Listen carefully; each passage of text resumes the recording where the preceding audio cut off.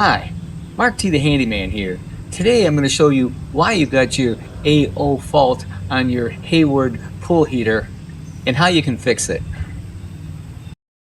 On a Hayward H200FDN Universal H Series pool heater, the blower vacuum switch, also known as the combustion air pressure switch or blower prover switch, is located inside the upper combustion or inducer motor compartment. The switch monitors the inducer fan's operation. When the fan starts, it creates a negative pressure or vacuum. The switch senses the vacuum to confirm the fan is spinning and providing enough air for safe combustion before allowing the gas valve to open. There is another safety switch in the combustion compartment called the vent pressure switch, also referred to as the blower vacuum or the air pressure switch. It is a small round plastic component that connects to a flexible rubber vacuum tube running straight into the blower motor housing. The switch senses pressure inside the exhaust vent or flue. If there is a blockage, like debris or a damaged pipe vent, or too much back pressure, the pressure rises instead of venting properly. The switch trips to shut down the heater, preventing dangerous exhaust gases from backing up into the heater compartment. Because we will be talking about the AO fault code on the Hayward Universal Pool Heater, we will be concentrating on the blower vacuum switch. The AO fault code on the Hayward Universal Pool Heater indicates that the blower vacuum switch is open when it should be closed. This means that the control board does not detect sufficient air or draft to safely proceed with the ignition. Before we get started, I wanted to point out a couple of things. The blower vacuum switch and the vent pressure switch on the Hayward H200FDN pool heater are not the same. The set points are different. The Hayward blower vacuum switch is calibrated to verify that the combustion air blower is running at the correct operating speed. It typically has a higher activation threshold, commonly around 0.60 inches of water column. The Hayward vent pressure switch is utilized specifically for indoor or specialized horizontal or vertical venting applications.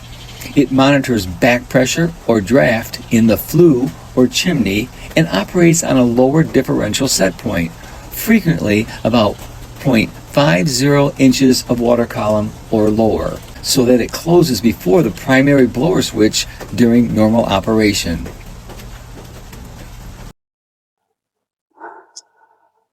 So before we get started, we're going to do two things. We're going to turn our power off to our pump and to our pool heater, and we're going to turn the gas off. That way we'll have no accidental lighting or energizing the pool heater. So we've got our power off, we've got our gas valve off. Now we're going to just take this cover off and see what we've got inside here in the combustion compartment.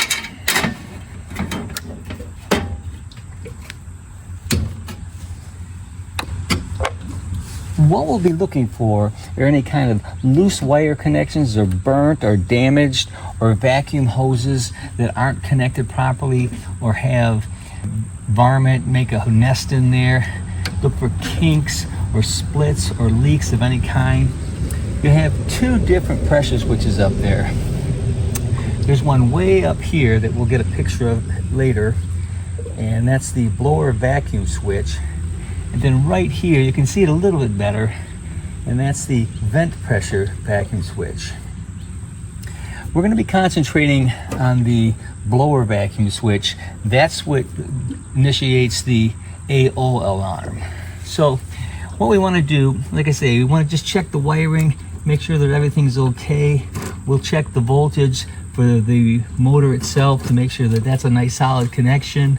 We've got the voltage coming in to the unit itself that we're going to check. We've also, like I say, we're going to check the vacuum hoses, and we're going to just inspect everything. Make sure that the fan is working. We're actually going to take this fan out and see if there's anything that could be inside there, and just go through the basics. And again, we're checking for the AO fault, not the LO. This particular pressure switch, the vent pressure switch, is for the LO alarm or fault.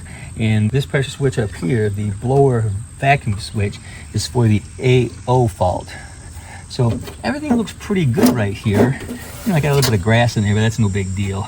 Nothing looks damaged. There's no sign of any kind of varmint that's been in here chewing on stuff, or wires that are just hanging there or burnt, or nothing like that. So that's what we're going to be looking for.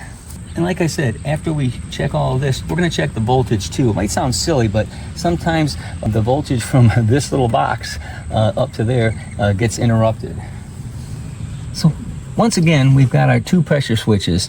This one here that's lower is the vent pressure switch. Will cause the LO fault if the pressures aren't right, what it's covering. And then we got the one way up there, and that is the blower vacuum switch. And that's the one right now we're going to concentrate on, because that's the one that, if it fails or if it's open, will cause you to have an AO fault. So that one's way up there, and we're gonna check the continuity on that, check the wire connections, and like I say, we've got the vacuum tube right here, and that looks pretty clean. There's nothing here that's jumping out. I'm just showing you really what you need to check. Okay, we're going to turn this back on. We're going to wait for that fan to start and see if we can get a reading on this.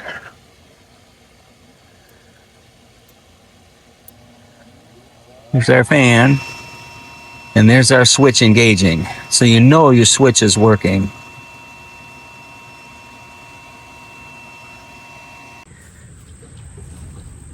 And of course, anytime that you come into the electrical section of any unit, whether it be air conditioning or a pool pump, you want to make sure, like I say, you turn that power off first. In this particular case, we have the gas off too. So, like I say, everything looks good. So we're going to take this blower and we're going to inspect that and see if we can find anything wrong there.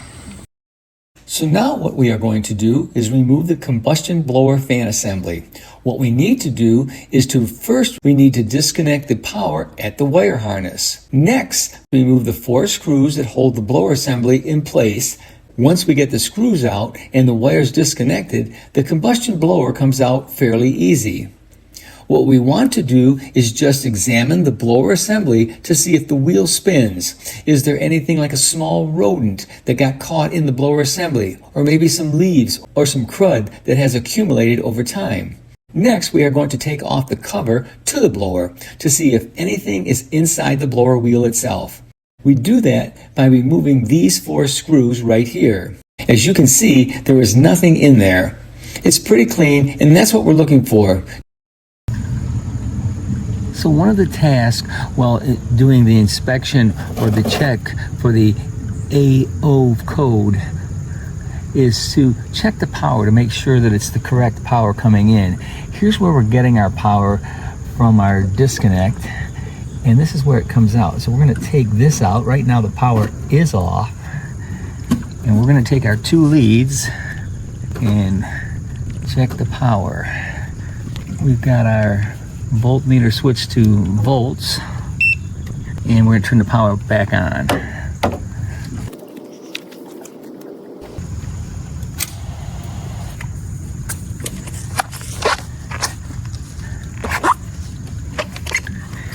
And as you can see, we have a 121.9 volts, which is definitely in the range of where we want to be. So now we're going to disconnect the power. So we've disconnected the power. Now we're going to take our leads off and plug this back in. This only goes back one way, so you can't make a mistake and put it in the wrong way. It snaps right back in place. So our power is off, but what you do on any service call really is try to check all the electrical connections, make sure there's no burnt wires or something just that's been damaged by an animal or anything. Just take a look at everything you got in there and sometimes it's pretty obvious. Other times you might have to search for it, but that's a good idea, is to check to see that you have all the connections and the wires that are not damaged or anything. Again, we know we turn the power off. You don't ever want to stick your fingers in there with the power on. There is one more thing that I've learned while researching this, is if you have a code and nothing seems to be fixing, it's not a bad idea to reboot, so to speak, and turn everything off for about a couple of minutes and then turn it back on, and sometimes it will reset itself. Even if it was giving you a code, it means that there might not have been a problem, it just needed to be reset. I've just learned that, and it seems to work. If you like this video, give me a thumbs up or a like. If you want to see more of my videos, please subscribe to my YouTube channel. And don't forget to comment. I sure do like to hear from you. Thanks for watching.